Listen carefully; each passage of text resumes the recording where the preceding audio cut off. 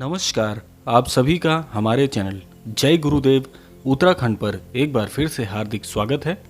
जैसा कि आप सभी जानते हैं, हमारे चैनल के माध्यम से आप सभी के लिए महाराज जी से संबंधित अद्भुत कथाओं एवं विशेषांकों का प्रसारण किया जा रहा है। तो आज भी आपके लिए एक बहुत ही अद्भुत विशेषांक लेकर आए हैं। आइए लेकर चलते हैं आपको आज के विशेषांक की ओर। वैसे तो महाराज जी की बहुत सी अद्भुत शिक्षाएं और बहुत सारी ऐसी विवेचनाएं हैं जो महाराज जी ने मानव कल्याण के लिए कही हैं, और मानव कल्याण हेतु महाराज जी ने बहुत सी ऐसी अद्भुत शिक्षाएं भक्तों को बताई हैं, जिनके जीवन में प्रवेश करने से आपके जीवन में विभिन्न प्रकार के कल्याणकारी सुधार एवं बहुत से ऐसे उपमार्ग खुलते हैं, जिससे आपके जीवन में आपको एक नई दिशा मिलती है। महाराज जी की 10 अद्भुत शिक्षाओं में से आज की यह अद्भुत शिक्षा आपके जीवन में एक बड़ा परिवर्तन लाने में सक्षम है।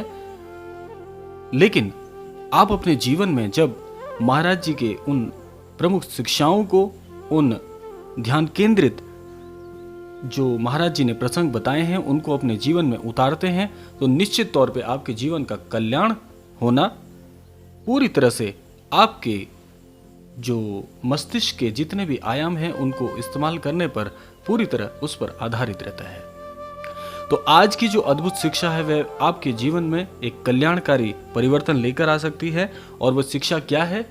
महाराज जी ने बताया है कि अपने जीवन में यदि आप अन्य जो जन हैं, जो समाज है, उनके कल्याण के लिए अपने जीवन के अलावा भी कार्य करते हैं, तो उससे समाज में तो बहुत सा परिवर्तन आता ही है।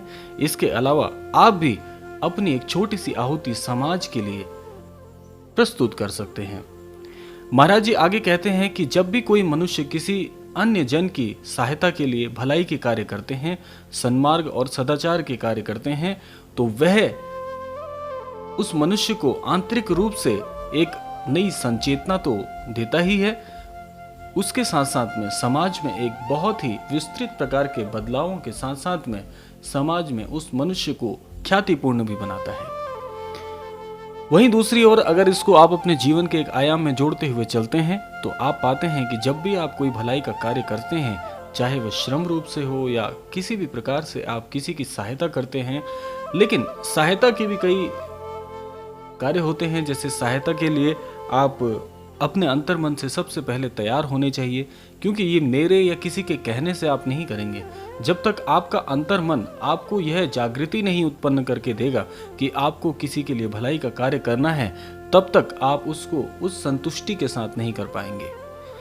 क्योंकि जब भी आप कोई भलाई के कार्य करते हैं, तो वह भलाई का कार्य किसी के द्वारा बताए जाने से आपको उतना कल्याण या उतना संतुष्टि ईमान नहीं बनाता है, जब तक आप उसको खुद अपने अंतर्मन से नहीं करते हैं। जब आप किसी कार्य को, किसी भी भलाई के कार्य को अपने अंतर्मन से करते हैं, तो आप उसका अनुभव करते हैं, आप उस संतुष्टि का अनुभव करते हैं जो किसी भी प्रकार के अर्थ या किसी भी प्रकार से आपको संतुष्टि नहीं दे सकता। यानी कि जो खुशी आपको स्वयं अंतर्मन से जागृत होने के बाद मिलती है, वह किसी के बताए गए मार्ग या किसी के बताने से नहीं मिल पाएगी।